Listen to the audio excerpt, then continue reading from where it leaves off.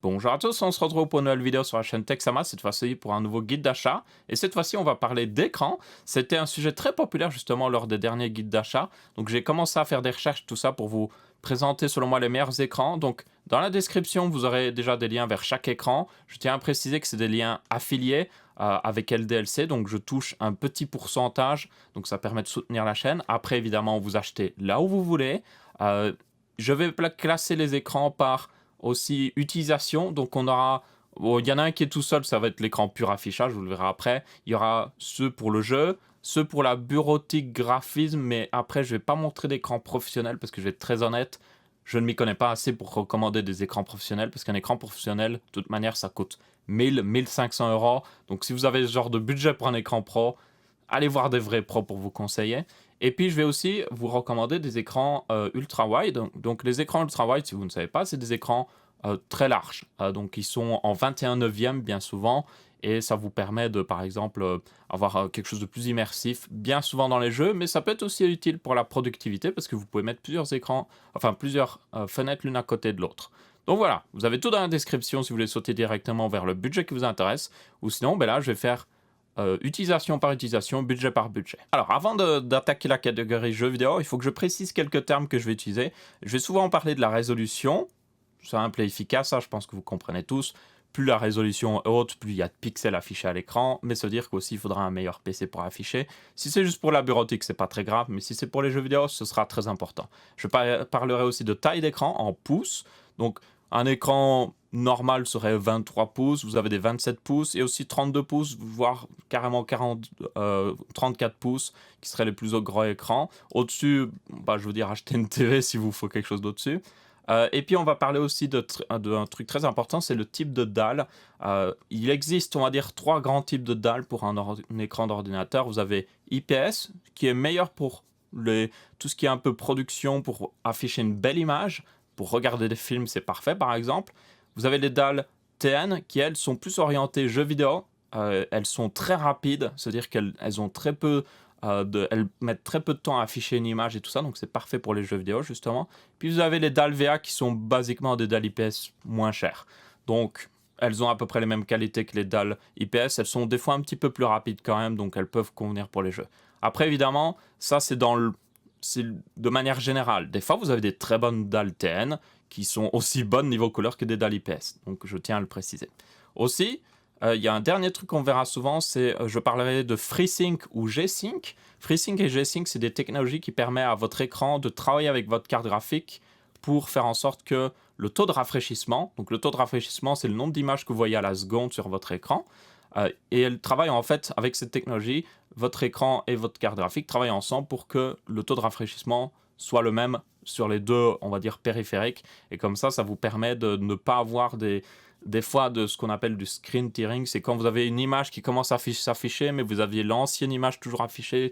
C'est un peu particulier, mais dites-vous que c'est une bonne chose d'avoir ces deux technologies. Donc si un écran là, c'est toujours un plus. Ok, alors on commence par le premier écran, c'est l'écran qu'on va appeler d'affichage, parce qu'il sert basiquement à ça. Vous utilisez cet écran pour juste afficher des choses. Je ne vous le recommande pas pour jouer, je ne vous le recommande même pas forcément pour regarder des films, mais par contre, s'il vous faut un deuxième écran à côté de celui que vous avez déjà, pour juste afficher des choses, juste afficher un chat Twitch, afficher une vidéo YouTube pendant que vous jouez ou autre chose, il sera parfait pour vous. Mais c'est vraiment pour ça. Du coup, comme vous pouvez voir, son prix reflète assez bien son utilisation, 89 euros. Après, en réalité, vous pouvez prendre n'importe quel écran vers 89 euros. Si c'est vraiment pour du pur affichage, regardez juste qu'il y a suffisamment de gens qui l'ont acheté, genre, il n'y a personne qui a eu un problème avec, et ce sera suffisant, ok? Et aussi une petite précision, les spécifications d'un écran peuvent paraître sur le papier toujours intéressantes, mais il faut aller plus loin que ça. Hein. C'est pas parce que c'est un écran Full HD avec tel temps de réponse. Le temps de réponse, c'est la vitesse justement que met l'écran à afficher une image. C'est pas parce que le temps de réponse est bas que c'est forcément le cas en fait. C'est pour ça qu'il faut regarder des reviews des écrans, c'est préférable. Après, évidemment, cette vidéo est là pour vous recommander des écrans, justement. Ok, alors on attaque la catégorie jeu avec, on va dire, l'écran le plus basique pour jouer en 1080p. Donc 1080p, c'est du Full HD, hein, pour ceux qui ne sauraient pas. C'est une dalle TN avec un taux de rafraîchissement de 60 Hz, donc c'est plutôt basique, mais comme vous pouvez voir, le prix n'est pas très haut non plus, donc ça peut être parfait pour ceux qui n'ont pas énormément d'argent, mais qui veulent jouer avec leur PC. Donc c'est selon moi l'une des meilleures alternatives. C'est un très bel écran, en plus vous voyez qu'il a une bordure très fine, donc ça c'est parfait si vous voulez justement mettre d'autres écrans à côté peut-être ou autre chose. Ou éventuellement juste avoir un écran qui fait quand même un petit peu plus moderne, c'est toujours sympathique. Euh, Vu qu'il a aussi du coup, comme j'ai dit, un temps de réponse de juste 1 milliseconde, il sera à peu près parfait pour n'importe quelle personne qui voudrait jouer. En plus, il a tout ce qu'il faut comme input, il a du VGA, HDMI et DisplayPort, donc franchement, ça devrait convenir à la plupart des gens. Ensuite, on saute directement vers, selon moi, ce que la plupart des gens préféreraient pour jouer justement en 1080p. Donc c'est un écran 1080p avec justement un taux de rafraîchissement de 144 Hz, c'est-à-dire qu'il peut afficher 144 images à la seconde, ce qui est vraiment pas mal. Il est aussi en DisplayPort HDMI, il a FreeSync, ce qui peut être vraiment bien. À tenir compte que FreeSync aussi maintenant est techniquement en partie supporté par les cartes Nvidia. Alors, cet écran n'est pas officiellement certifié, mais vous pourriez toujours essayer de l'activer pour voir si ça marche. Donc, ça peut toujours être un point positif pour vous. Après, à 144 Hz, il n'y a pas non plus énormément besoin de FreeSync. Donc ça, c'est un assez bon écran pour juste jouer avec, si vous avez une carte graphique, par exemple une RX 570 ou un petit peu plus véloce, ce serait justement parfait.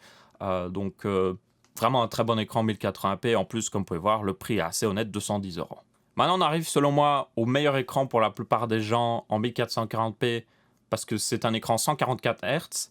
Le prix reste honnête pour les spécifications. Je sais que ça peut paraître un petit peu plus cher maintenant quand on commence à monter ici, mais un écran, vous le gardez de nombreuses années, donc ça vaut la peine d'en prendre un meilleur. Il peut même être overclocké techniquement à 150 Hz, en 155 Hz, donc ça c'est génial. Il est FreeSync, mais j'ai déjà vu une review où quelqu'un le fait fonctionner sans problème avec une carte Nvidia en mode G-Sync. Par contre, il n'a pas la meilleure plage de fonctionnement, il peut descendre jusqu'à 55 Hz. C'est toujours ça, donc selon moi ça vaut la peine. Donc ouais, c'est franchement un excellent écran. Le design est plutôt sobre, mais il a ce qu'il faut. Vous voyez qu'il est quand même assez sympathique. Donc ça, c'est un écran vraiment bon. Il n'y a pas encore de review dessus d'ailleurs. Donc c'est pour ça que des fois d'ailleurs, regarder les reviews n'est pas la meilleure des choses. Enfin, les reviews sur un site de vente, c'est pas toujours la meilleure chose. C'est toujours mieux d'aller voir des vrais reviews de personnes qui ont l'habitude de tester des écrans. Et là, j'ai déjà vu plusieurs reviews sur cet écran. Il est franchement excellent. Surtout pour le prix, surtout pour tout ce qu'il y a dedans. Il y a même un petit hub USB pour ceux qui en auraient besoin. C'est un 27 pouces, donc c'est parfait au niveau de la taille.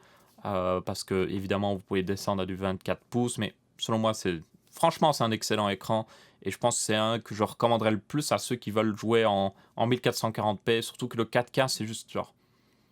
C'est bof, le 4K, c'est tellement plus dur à faire tourner que ça vaut juste pas la peine, selon moi, la plupart du temps. Un écran 1440p vous conviendra parfaitement. En plus, il vient de sortir à peine, il n'y a pas très longtemps cet écran, donc il est assez neuf, donc c'est toujours un point positif. Alors, on vient un petit peu en prix en arrière. On va regarder justement un écran aussi 1440p 144 Hz de chez AOC. La différence, c'est qu'il est en 24 pouces, parce que celui-là était en 27 pouces. Je sais que certaines personnes n'ont vraiment pas beaucoup de place. Après, il n'y a pas une énorme différence entre 24 et 27 pouces, mais si tout de même, vous avez vraiment pas de place, ça peut être un écran pour vous. Toutefois, moi, personnellement, je trouve que 24 pouces, c'est un peu petit pour du 1440p. Mais voilà, ça existe. Il a un prix assez honnête, 389 €.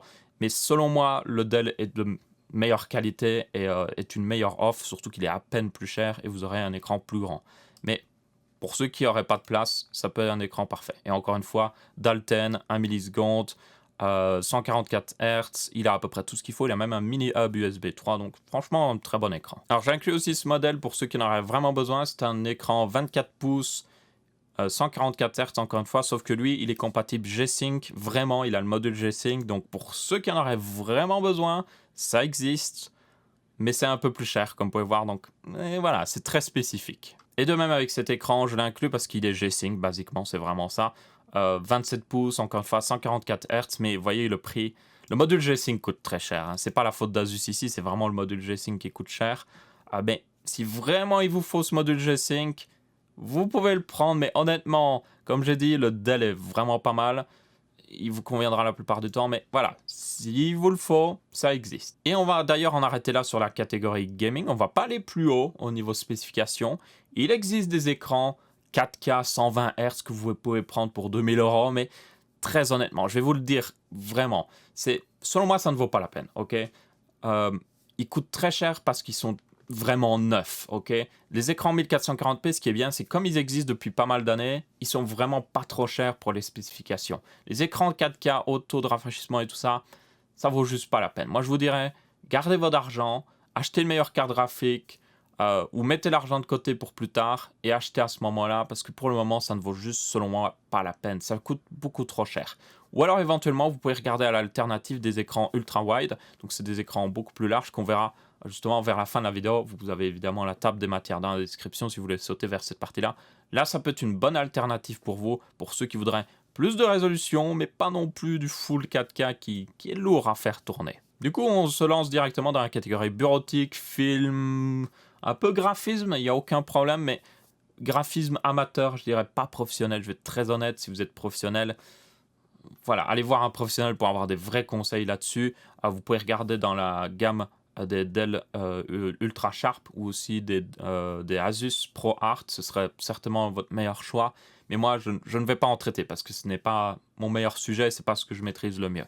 Donc, on va commencer avec un écran plutôt simple à 204 €. 1440p, c'est une DAL IPS évidemment. FreeSync, donc vous pouvez quand même un petit peu jouer dessus s'il le faut vraiment. Je veux dire, c'est pas parce que je l'ai mis dans la catégorie bureautique que vous ne pouvez pas jouer dessus. Hein. C'est juste que c'est plus pour ceux qui veulent jouer à des jeux plus calmes, ok? Donc les écrans antennes, c'est mieux pour ceux qui veulent des trucs très rapides, CSGO et tout ça. Là, c'est plus genre, si vous jouez à des jeux de stratégie, par contre, ce serait parfait parce que vous avez plus de résolution, c'est plus confortable. Donc pour ceux qui auraient des jeux plus lents, ça peut être bien. Et en plus, il a FreeSync, donc c'est pas mal.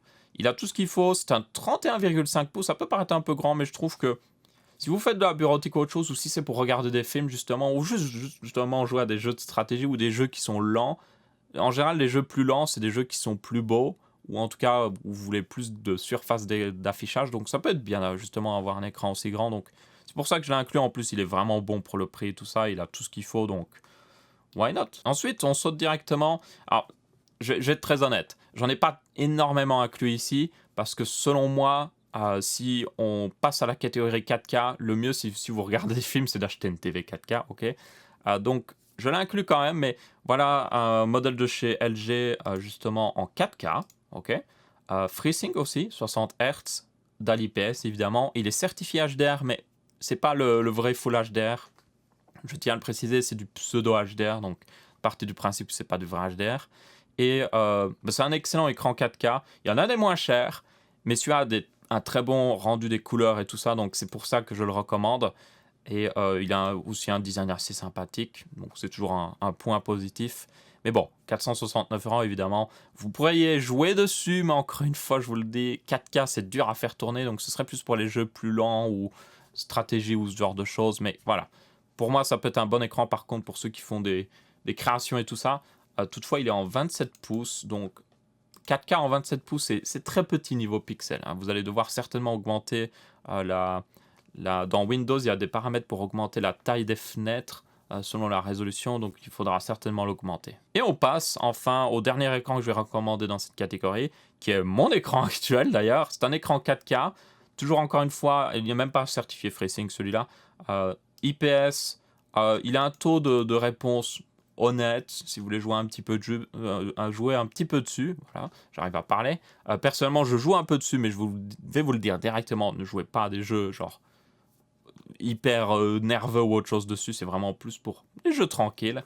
Ce qui est bien, c'est que du coup, donc c'est un BenQ PD 3200U qui est franchement l'un des meilleurs écrans selon moi si vous restez dans l'amateurisme au niveau création et tout ça, mais ça reste un écran en partie professionnel.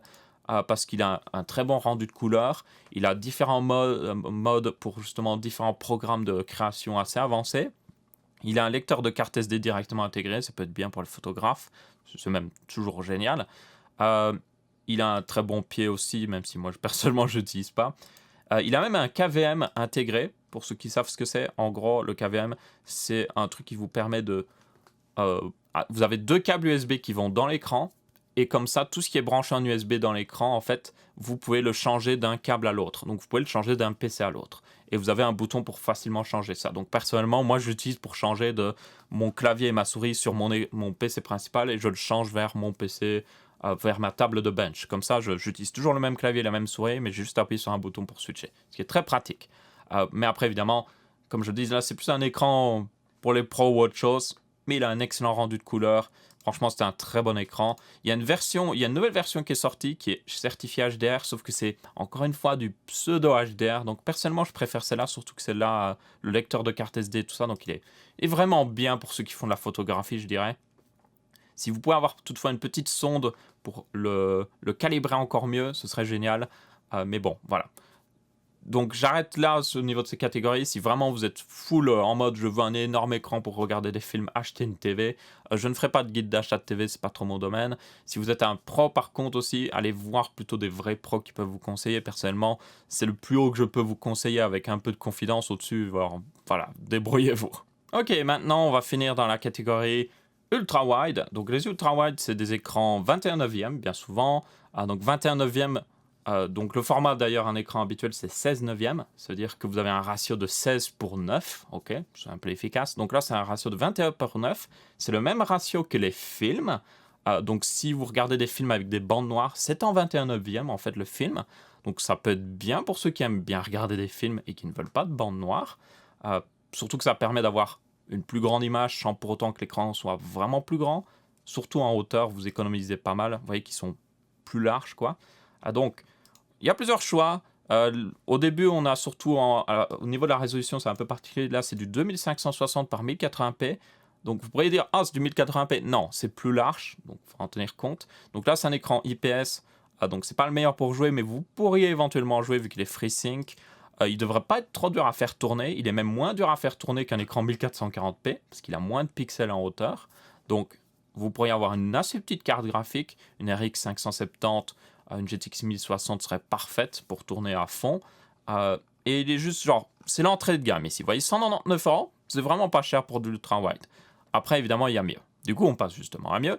Ici, on a encore une fois LG. Alors, LG domine le marché des écrans ultra wide, je tiens à le préciser. Ils ont les meilleures offres. Donc là, on a pour à peine plus cher en réalité un écran vraiment pas mal. Donc toujours dans l'IPS et tout ça.